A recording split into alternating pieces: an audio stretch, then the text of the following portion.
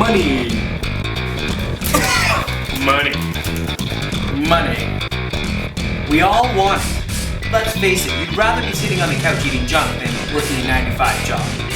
My new money-making series is going to be investigating unconventional ways of making money. Now, you ain't gonna get rich, but who wouldn't like a few extra dollars in their pocket? Follow me, and let's find out how.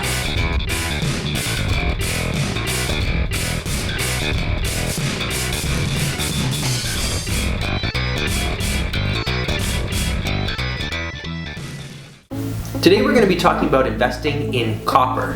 Investing in copper pennies is actually a risk-free way of investing in a precious metal. All you have to do is bring X amount of dollars to the bank and get a whole bunch of rolls of pennies. On Friday, May 4th, the Royal Canadian Mint in Canada made their very last penny. That's because pennies are actually costing the government more money to make than the actual value of the penny itself.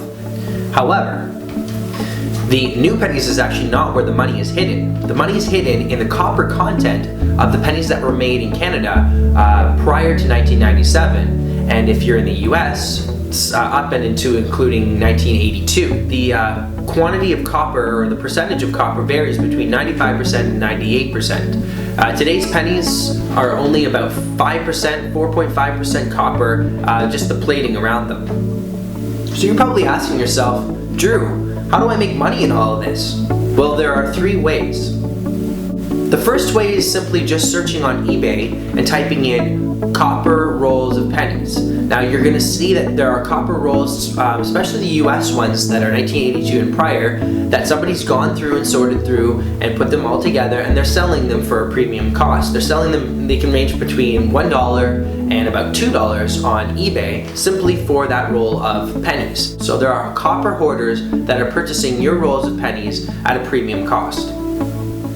The second way of making money off of your copper pennies is when you're going through them, you're going to find older pennies. Now, when I go through them, every 3rd roll I find at least one that's probably in the 1950s or 1940s, and then you can sell those individually on eBay or to a collector's shop or something like that for more money. Now, I just found one yesterday, and just for example, it was a 1951, and I looked it up on eBay, and they're selling anywhere between $1 and like $5. So you can just sell them strictly on eBay and make profit that way.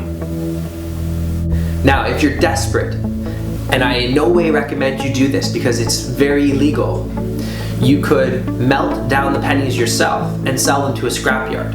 Each penny from those years is actually worth approximately 2.5 cents per penny based on the copper content in the penny. So even though it only says 1 cent, if you were to sell that copper to a scrapyard, you'd be making 2.5 times your value.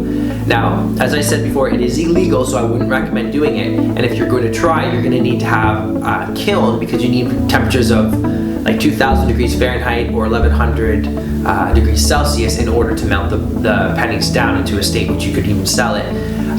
But I in no way recommend that. Remember, collecting pennies is a long-term investment. You're not going to get rich off of it, and you really have to enjoy it as kind of a hobby, searching through all those rolls of pennies to find a hidden gem for this to work for you. Please don't forget to comment, rate, and subscribe. Thanks for watching, and stay tuned for my next money-making vid.